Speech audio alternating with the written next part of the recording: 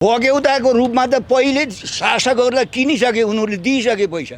त्यसो भए ती उनीहरूलाई पहिलेको यहाँ प्रधानमन्त्रीले भनेको छ नि, लाइन खोलिदेऊ।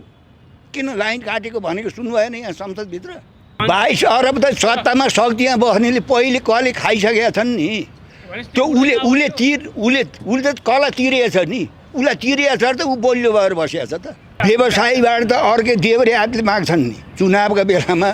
ऐसपछि त्यो त उनीहरूले देब्रे हातले माग्छन् नि। तपाईँ यहाँभित्र चाहिँ ठुल्ठुला तस्करहरू, ठेकेदारका पैसाले जितेर आएका चाहिँ हुल्न छ।